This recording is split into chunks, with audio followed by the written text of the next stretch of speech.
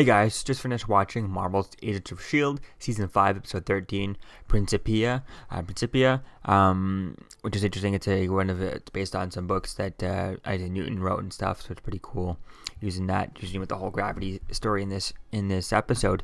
The first thing we start off with this episode, we get Werner von Strucker is back, the son of von Strucker from the Avengers Age of Ultron movie, if I'm not mistaken, so that was really cool. Getting that he's back in the fold, although the S.H.I.E.L.D. team never really meet up with him. He's just dealing with the general and all that stuff. And then we find out that they're looking for gravitonium because they need the gravitonium to fix the gravity around the tear that's in the dimension down in the bunker.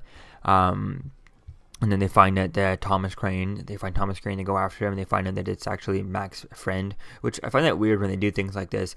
Like, only when they have their guns pulled out does Mac recognize him, and not, they didn't have any photos. He didn't recognize him throughout the photo that fits out on the screen. Or that was that Sky had it on the screen, Daisy had it on the screen. I mean, I don't see how he shouldn't have recognized him. It's his friend, right? But then again, whatever, he learned it there. And then Yo-Yo kind of wakes up from his sleep and forgets she loses her arm and kind of falls down and has a kind of a depression moment and stuff, which is interesting. Playing with that, it's gonna be cool to see that kind of going and her keep on fighting the fact that she's gonna ultimately become the future her person that she talked to type thing. So that'll be pretty cool with that. And then we find that May and then when they're looking for the doctor who knows where the gravitonium is, May and Daisy find out that, talking to Coulson, telling him that, they could find someone, maybe one of these ex-Hydra scientists will know how to, they all worked on Garrett, maybe they'll all know how to bring Coulson back and keep him from dying type thing. And Coulson doesn't want to, he literally says he has one non-natural life extension surgery and he doesn't want to do it again. But May and Daisy won't let that happen. So I think that's really going to be fun to play with that. And ultimately, hopefully this show does get a season 6 and stuff, which, the mixture of it being canceled, but then Disney and Marvel being like, no, you got to keep it going to ABC. If they still do that and they do it and get another 6th season, I think it'd be really cool to see the idea of, the end of the season, Coulson, quote-unquote, dies, and they save him at the last minute, Daisy or May, whatever, saves him at the last minute, and then we go into season 6 with him kind of being frustrated at them and not liking that like that, or maybe he comes back for the next season a little off, and that's kind of them dealing with, oh my gosh, should I have done that, should I this or this, was it worth all the risk? And then Coulson kind of being mad at one of them or both of them for bringing him back to life again type thing and putting him through this again. So I think that's really going to be cool to see how that plays out for next season, and then dealing with that as we get closer to that for this season. And then Deke finds out, and discovering after he talks to his mother and stuff, that he discovers that the boat could be in the air type thing, and they find the boat that's floating in the air, and they decide to go on board, and they fight a bunch of guys, take the gravitonium, and Mac ends up bringing some robot guys back to take the arms off for Yo-Yo. And I think that's an interesting idea to play with that, because we do know that these robots were actually placed there by General S.H.I.E.L.D. So it's really going to be cool to see if, are they still active? Maybe they're destroyed, but can they still be recording? Can they be spying? Whatever. And then they attach them to Yo-Yo, and then all of a sudden General S.H.I.E.L.D. can control Yo-Yo as some sort of cybernetic android type thing. I think that could be quite interesting to play with that. She's able to spy on everything, or hear everything, get information, hacking into things wirelessly. I think that could be an interesting idea to play with that. Although it's just interesting because they did say in this episode that they put those things on there just to watch everything and stuff. They knew it was there. And they didn't blow it up because they didn't know anything about the gravitonium, whether or not they would just, like they say, catch the ozone layer on fire. So it's really going to be cool to see how that plays out. And I think it would be cool to see if those arms become to be a Trojan horse. But it'd have to be something that they implement from now on rather than something that they really planned out, because they pretty much admit that they didn't plan that out whatsoever. So it will be cool to see how those arms go and how they are able to help Yo-Yo from here on out.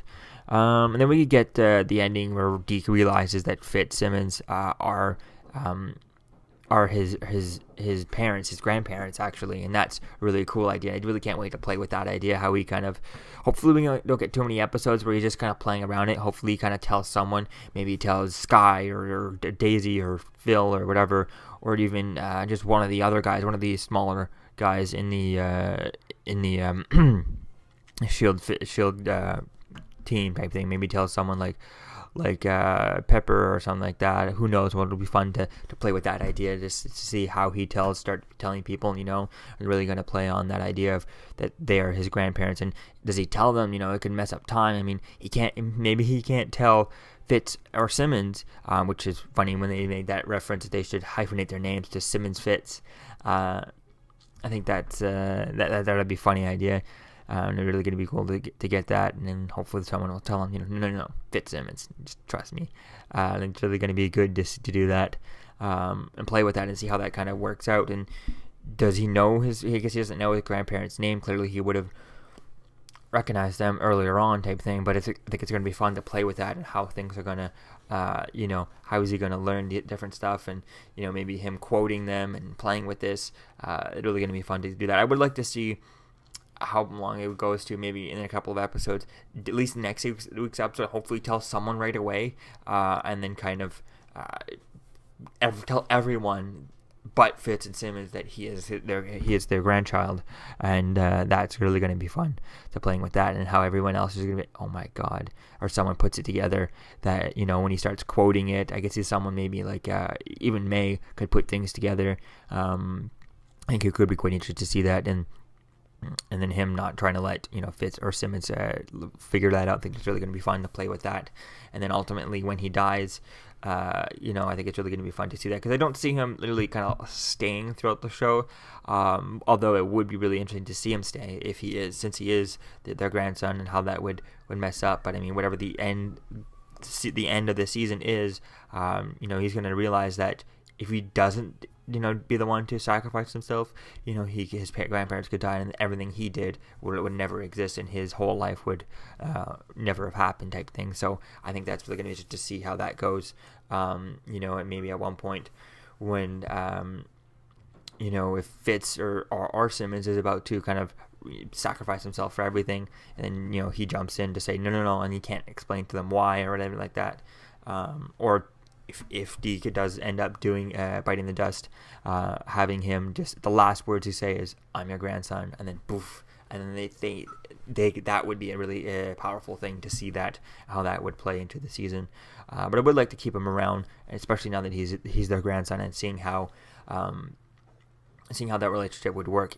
Does he tell him? Can he tell him without messing up time? How would that work, and playing with time and all that stuff? I think that could be quite fun to deal with that and see how that goes. And I would like to see everyone else find out that he's their grandson before he even tells them, and see how that would play out type of thing, because they don't want to, he can probably tell everyone else, but if he tells them, it would mess up time, it would change everything, it would change history. So I think that's really going to be cool to see how that plays out. So it's really going to be cool to see that. I can't wait to see how this kind of revelation changes, how things kind of play with it, and how Deke goes with it. So hopefully we don't spend too long with Deke not telling anyone that he realizes that they're his grandparents, because I really like to see that, and what other people think about that, and how things kind of play on with that. So all in all, it's really going to be fun to see where things go. And next week's episode with kind of the fear toxin looking like it attacking Fitz, and Fitz saying that the evil Hydra Fitz, I think like that. That's really going to be fun to see that, and see Fitz going against that, and how does that does Deke know about this story? That's going to be fun to see that. Maybe him start asking more and more about the Fitzsimmons storyline, and asking about different stuff and wanting to know more about their history, and maybe even just looking up more about their history. I think that's really going to be cool to see Deke do that, and also see if is Deke going to be involved with the whole evil Hydra Fitz type of thing. I think that's really going to be cool to see that, and see how that kind of plays with the two of them and stuff together. And then we get the reveal at the end there that evil Strucker kid decides to stay when Ruby convinces him, just by telling him pretty much everything. So that'll be cool to see how that goes as they build up their team of Ruby and Von Strucker and Carl Creel, the Absorbing Man. So it's really going to be cool to play with that.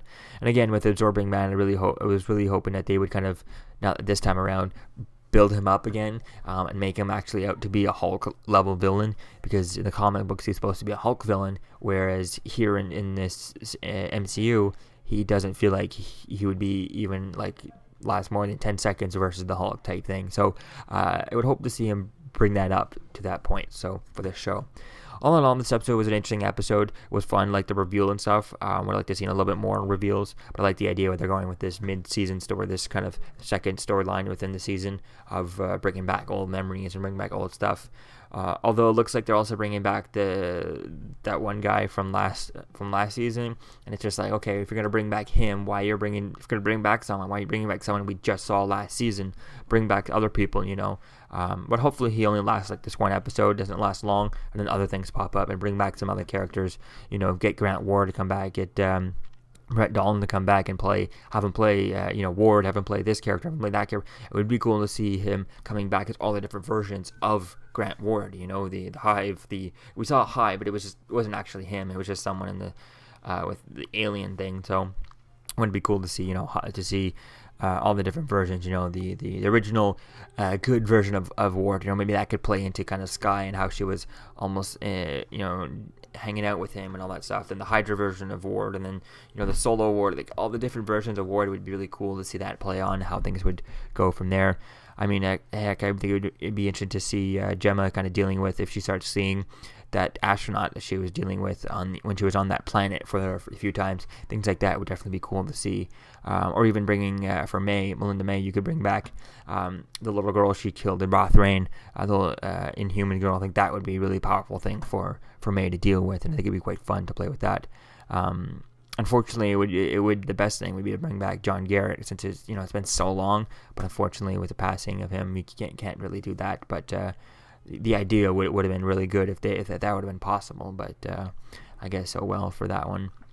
But all in all, definitely can't wait to see where things continue on with this. And I would love to see the different things, especially if actual Ghost Rider could show up. I think that could be pretty cool to see, what is his fears, what is the actual Ghost Rider's fears, and how is he even affected by that stuff, or would it just not affect him whatsoever? So that'd be cool to see how that goes and play on in that. And it doesn't look like the S.H.I.E.L.D. teams meet Crusher Creel, but it's unclear whether or not that's just part of the fear stuff, the fear dimension leaking into their place. So we'll have to wait and see how that all plays out together, if it's really him who shows up at the base, or if it's just their imagination version of him. So we'll have to wait and see how that one goes.